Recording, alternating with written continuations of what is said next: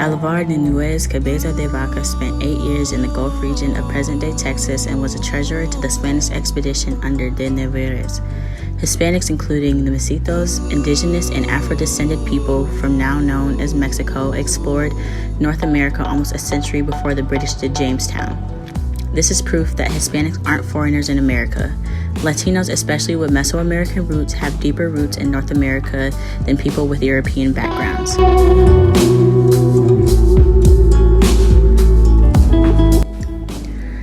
The Los Angeles Pobladores, or trans people, a group of 44 settlers and 4 soldiers from colonial-era Mexico, traveled to California in 1781 and founded Los Angeles. As of July 2014, Los Angeles is a city with the largest Hispanic population with about 5 million.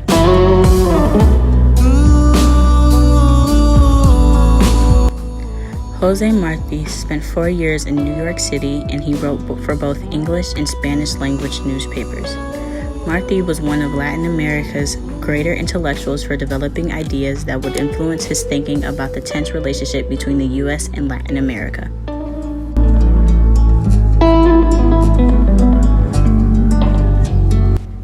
President Woodrow Wilson signed the Jones-Saffroth Act on March 2, 1917, which granted Puerto Ricans access to U.S. citizenship.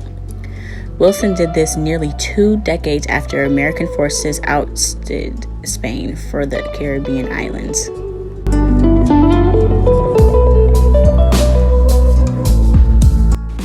Octaviano Lorenzolo, born December 7, 1859 in Allendale, was the first Hispanic to serve in the United States Senate. He pushed to boost Hispanic representation so that the political system would be a reflection of the state's population. He helped write portions of the state's constitution, guaranteeing that people of Mexican descent wouldn't be disfranchised.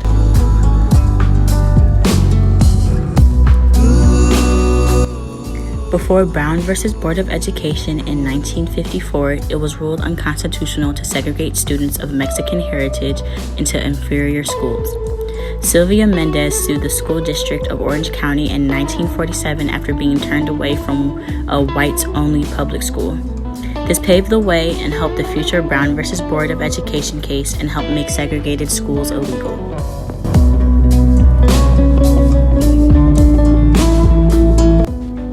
In March of 1948, Private Felix Longoria was killed in the Philippines as World War II came to an end. When his body was found and returned to home, the funeral director forbid the family from using the chapel for his funeral because of the white residents' opinions. The GI Forum organized a campaign that caught the eye of Senator Lyndon Johnson, and he arranged for Longoria to be buried in Arlington National Cemetery.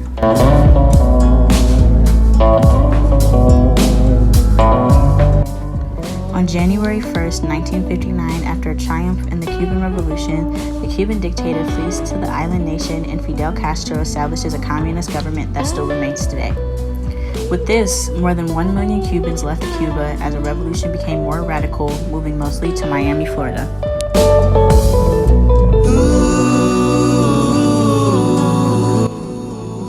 In 1965, Filipino and Latino union workers joined for a strike and boycott in Delano, California due to the protest of poor conditions. This helped secure the place of the United States Foreign Works, led by Cesar Chavez.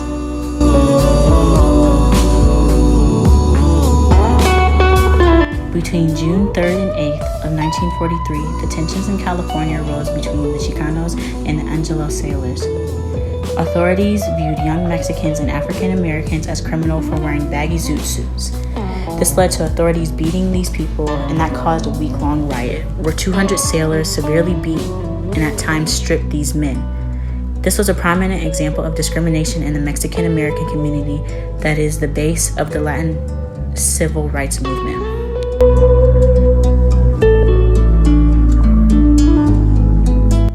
Though just beginning his career as a journalist, El Paso journalist Ruben Salazar was shot during a riot on August 29, 1970 by a gas canister, which killed him. After his death, Salazar became an icon to the Chicano movement and a hero to the college-attending Latino journalists.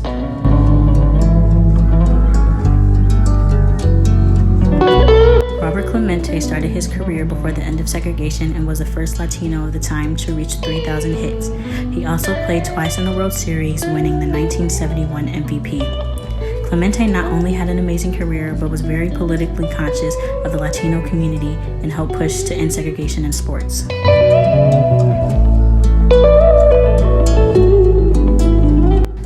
The Immigration Reform and Control Act was passed by the 99th U.S. Congress.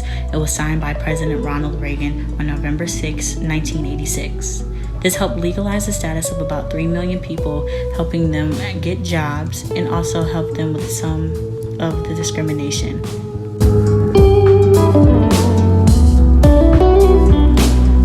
The North American Free Trade Agreement, which established free trade zones in North America, was signed in 1992 by Mexico, North America, and Canada. This agreement immediately lifted the tariffs on most goods that were produced by the signatory nations.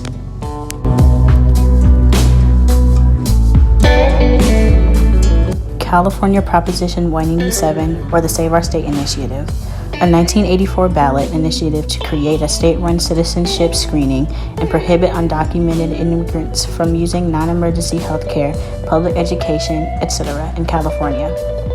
This anti-immigration legislation, led by Republican Party allied nativists, was started because Latinos were viewed as an attack on their communities.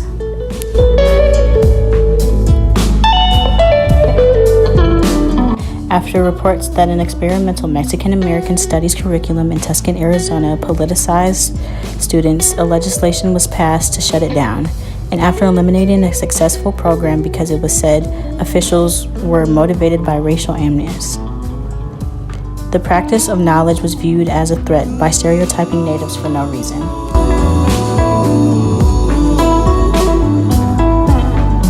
In 2019, Latinos became the largest ethnic group in the state of California, overtaking non-Hispanic whites. This proves the point that all Latinos are not immigrants. In fact, 2/3 of the U.S. Hispanics have been born in this country.